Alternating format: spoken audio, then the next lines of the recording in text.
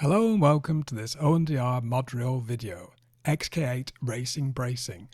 This is video 154 in our series of XK8 videos.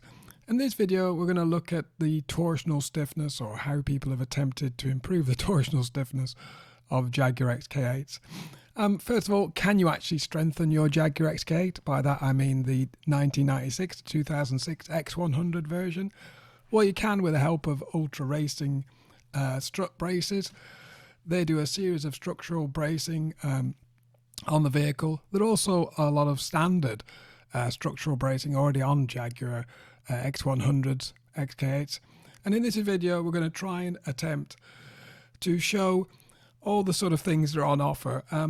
Not from any practical experience. I'm not going to tell you how much it improves the ride, etc. It's just a bit of research I've done. I'm looking to share with the subscribers here and viewers. To give you a bit of insight, if you want to play around with improving the torsional strength of your car, take a look at this video. There's lots of part numbers, references, etc. to help you with your selection. The floor bracing isn't new. It was tried on the Jaguar XK8 convertible. Jaguar then increased these basically floor struts underneath the front and rear wheel suspension sub-assemblies in order to try and increase the torsional stiffness, particularly of the convertibles. There is also several aftermarket products, as I say. We'll look into those in a moment, and also lots of standard structural braces already in the car, and we're going to take the opportunity to look at those and explain about those, particularly the differences between coupe and convertible. As per usual, I like to structure my videos, and I've broken this one down into 6 sections. First, we're going to look at the front strut brace available. Secondly, the front lower H bracing. The third section then is a triangular 3-point rear lower brace. Fourth section, the rear anti-roll bar improvement. And fifth then, other standard bracing on normal XK8s. And section 6, who makes them, and a little bit about ultra racing's product offer. If you're interested in this video, you're going to be interested in our channel, ONDR Modurol. There's loads of XK8, X100 content on there. Please take a look. And if you're enjoying this video, please don't forget, press the thumbs up. It really does make a difference. Thank you very much. Okay then, let's start. So section 1, the front strut brace. So simply put, at the front of any vehicle, there's a weakness in the structure, in the fact that you've got an engine sat in the middle of the body and there's very little structure above and below it. So you've got sort of a big hole. So this upper strut brace tries to bridge the gap across the top of the strut towers, where most of the force is coming from the wheels. And it should help the body reduce any flexing in that area. There is already some bracing applied particularly to convertible cars to try and assist this, and there is braces from the firewall or dash panel to the top of the strut brace. So these little applied in a diagonal fashion. These are on all convertibles. The part numbers are HJ 4001 and 4000 AD or AE, I think a slightly later version. I've had a look at to see if I could actually retrofit these on a coupe, on my coupe, and I couldn't find any standard fixing on the dash or the firewall, so not easy to retrofit onto a coupe. And this is something that it's applicable to a lot of this bracing. They're easy to apply onto a convertible, which also has lots of additional fixings in place, but a little bit more tricky for a coupe if you wanted to apply them. So this aftermarket upper strut brace is quite easy to apply, ironically, either to the coupe or the convertible, because it just bolts directly onto the upper strut mount, the 3 bolts at the top there. The part number for Ultra Racing's offer is TW2-1551. If you're interested in that, they retail roughly for £120. Section 2 then, front lower H brace. Now this again is trying to brace, instead of the upper part of that engine void, if you would, is trying to brace the lower portion. Convertibles again have some form of bracing. They have this diagonal brace. There's two versions, HJA 4616 and FJA 3106. The difference between the two is very minor. I think at the front of the vehicle, where it bolts to the lower radiator reinforcement, the mounting is a different angle. That's purely the difference with that. So Jaguar have attempted to do some lower bracing, but it's only on the convertible. The Ultra Racing offer is a lot more substantial, and it's not a diagonal construction. It's actually like a H brace, so you got a lot of cross car reinforcement as well as along the length of the car. The part number for that is LA4 1358. The mounting point behind the back of the rear wheels, I don't think I've got that on a coupe. I haven't quite looked. You may have to weld that in if you want to apply this to a coupe, but obviously all convertibles have the mounting points for this Ultra Racing brace because it's got the same mounting points as the diagonal standard brace. There you go. And just a quick view of where at the top left and right hand corner of the picture here, you can see the mounting point on the brackets there on the radiator reinforcement to the front cross member, and they bolt directly to the body just behind the front wheels there at the bottom left and right of the picture. If you wanted to buy this retails at £172 or nearest offer. Right, then section 3, triangular rear lower brace. So moving now to the rear suspension. Again, convertibles have some form of bracing. They have two strut bars diagonally again from the just in front of the rear wheels to the just at the start of the luggage compartment. It sort of bridges the gap.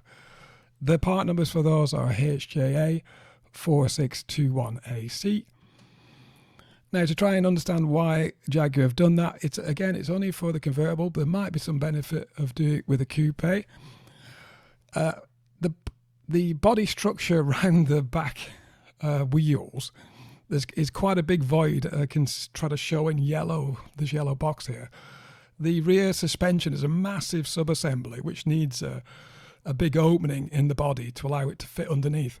So you've got a massive gap between just in front of the rear wheel and the actual behind it. So these strut braces actually bridge that gap at the lowest point to improve the rigidity of the vehicle.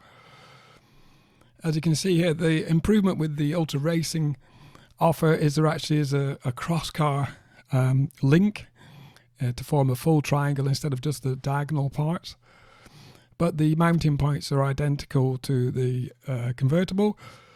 It's part number RL31359. Now, again, if you want to fit this on a coupe, it is a little bit more tricky because the mounting point just in front of the rear wheels, it mounts on a separate rear suspension mounting bracket. These are quite often the rust points. A lot of owners take these off, clean them up. But the coupe and convertible are different. There is a subtle difference. On the coupe, on the left, you can see there's on the convertible on the right-hand picture, you can see there's an additional bracket welded to the standard coupe bracket with additional tapped hole, or a weld nut actually, and that is the mounting point for the strut bases for convertible. So if you do want to fit this strut brace to your coupe, you're going to have to buy or fabricate that mounting point on your standard rear suspension bracket mounting brackets. If you're interested in buying this is £132. Obviously, if you're viewing from the US, the exchange rate's quite competitive at the moment, so these are probably looking quite good value for money, I think. If not, please put a comment in the comments. Section 4, rear anti-roll bar. So not strictly bracing, but Ultra Racing do offer this diameter 20mm anti-roll bar as part of the suspension improvement package. It mounts in the standard position. The part number, if you're interested, is AR20-293. If you're doing this sort of thing, you're going to be into sort of looking at poly bushes. The anti-roll bar link, as you can see there in the middle of the picture, are particularly susceptible to wear, and I think I have actually got poly bushes in mine, and I think it really does make a difference. The standard ones, the rubber seems to squish and doesn't have any resistance to the movement at all, so I really like the poly bushes in that bit. So if you're interested in this video, you're probably going to be interested in poly bushing. I haven't done a video on poly bushes, but look out, I probably will. The rear sway bar is very expensive at £190, and probably down to the exotic materials you need to use for anti-roll bars more than anything else.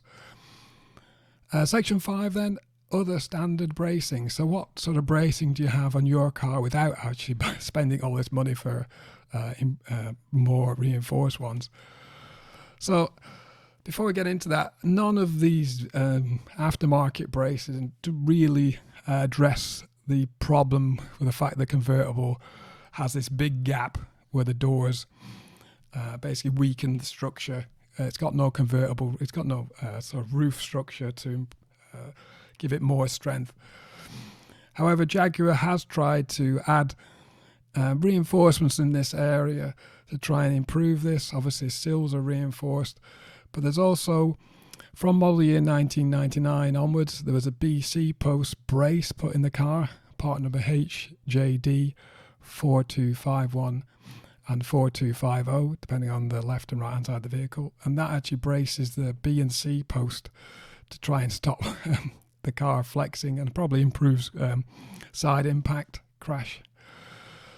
Along with that, from model year 2000, there's also additional body reinforcement, primarily for side impact, but it's going to help torsional stiffness. The items C you can see there, actually even the coupes got reinforcements on the outer sills. The convertible already had extra strengthening in the sills. And A and B also, both cars got some strengthening in the footwell area to reduce intrusion into that area in the event of a crash. So as you can see,